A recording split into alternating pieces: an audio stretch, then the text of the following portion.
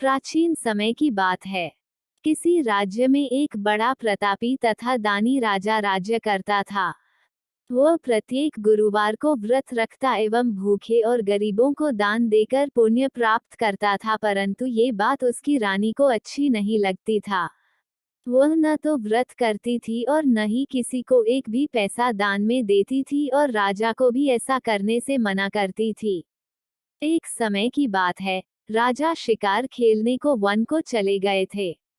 घर पर रानी और दासी थी। उसी समय गुरु बृहस्पतिदेव साधु का रूप धारण कर राजा के दरवाजे पर भिक्षा मांगने को आए। साधु ने जब रानी से भिक्षा मांगी तो वह कहने लगी, हे साधु महाराज, मैं इस दान और पुण्य से तंग आ गई हूँ। आप कोई ऐसा उपाय बताएं जिससे कि सारा धन नष्ट हो जाए और मैं आराम से रह सकूं। बृहस्पतिदेव ने कहा, हे देवी, तुम बड़ी विचित्र हो, संतान और धन से कोई दुखी होता है क्या? अगर अधिक धन है तो इसे शुभ कार्यों में लगाओ, कुंवारी कन्याओं का विवाह कराओ, विद्यालय और बाग बगीचे का निर्माण कराओ, जिससे तुम्हारे दोनों लोग सुधरें। परंतु साधु की इन बातों से रानी को खुशी नहीं हुई। उसने कहा, मुझे ऐसे धन की आवश्यकता नहीं है जिसे मैं दान दूं और जिसे संभालने में मेरा सारा समय नष्ट हो जाए।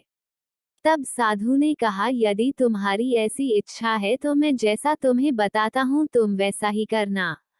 बृहस्पतिवार के दिन तुम घर को गोबर से लीपना, अपने केशों को पीली मिट्टी से धोना, केशों को धोते समय स्नान करना, राजा से हजामत बनाने को कहना, भोजन में मांस मदिरा खाना, कपड़ा धोबी के यहाँ धुलने डालना।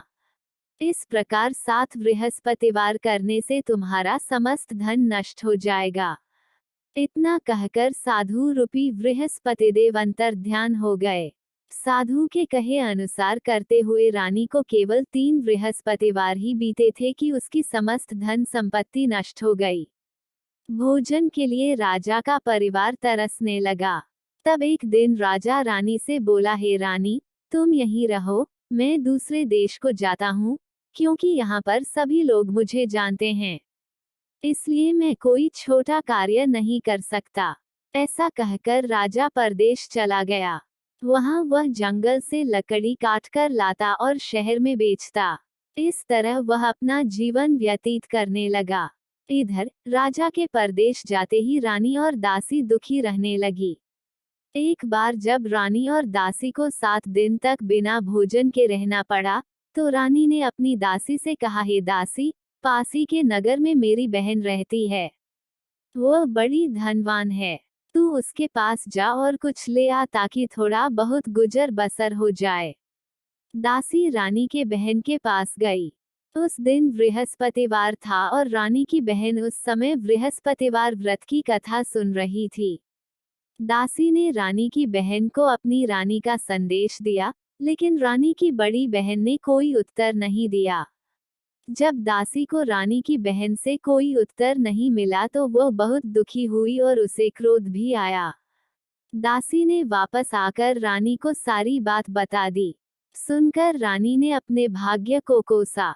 उधर रानी की बहन ने सोचा कि मेरी बहन की दासी आई थी, परंतु मैं उससे नहीं बोली, इससे वो बहुत दुखी हुई होगी। कथा सुनकर और पूजन समाप्त कर वह अपनी बहन के घर आई और कहने लगी, हे बहन, मैं बृहस्पतिवार का व्रत कर रही थी।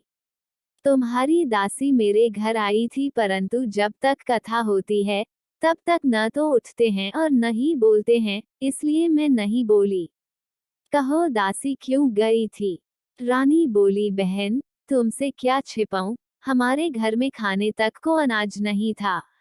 ऐसा कहते कहते रानी की आंखें भर आई। उसने दासी समेत पिछले 7 दिनों से भूखे रहने तक की बात अपनी बहन को विस्तारपूर्वक सुना दी। रानी की बहन बोली, देखो बहन, भगवान बृहस्पतिदेव सबकी मनोकामना को पूर्ण करते हैं।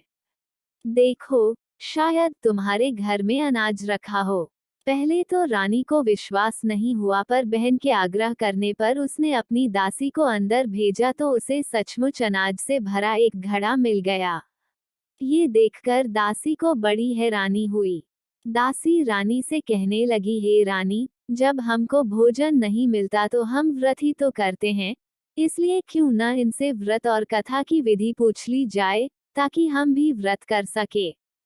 तब रानी ने अपनी बहन से बृहस्पतिवार व्रत के बारे में पूछा। उसकी बहन ने बताया, बृहस्पतिवार के व्रत में चने की दाल और मुनक्का से विष्णु भगवान का केले की जड़ में पूजन करें तथा दीपक जलाएं, व्रत कथा सुने और पीला भोजन ही करें।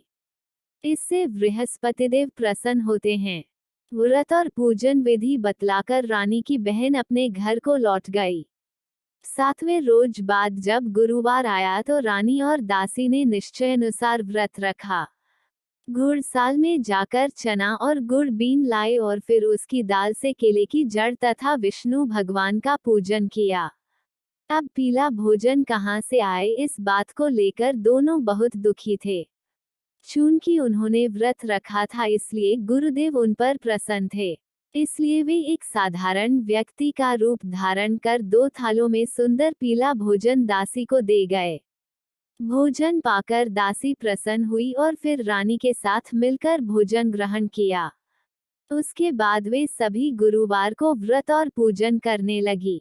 बृहस्पति भगवान की कृपा से उनके पास फिर से धन संपत्ति हो गया, परंतु रानी फिर से पहले की तरह आलस्य करने लगी।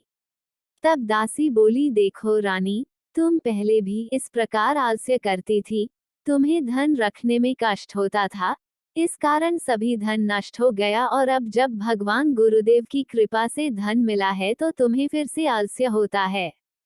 बड़ी मुसीबतों के बाद हमने ये धन पाया है, इसलिए हमें दान पुण्य करना चाहिए, भूखे मनुष्यों को भोजन कराना चाहिए और धन को शुभ कार्यों में खर्च करना चाहिए, जिससे तुम्हारे कुल का यश बढ़ेगा, स्वर्ग की प्राप्ति हो और पितर प्रसन्न हो। दासी की बात मानकर रानी अपना धन शुभ कार्यों में खर्च करने लगी, जिससे पूरे नगर में उसका यश फैलने लगा।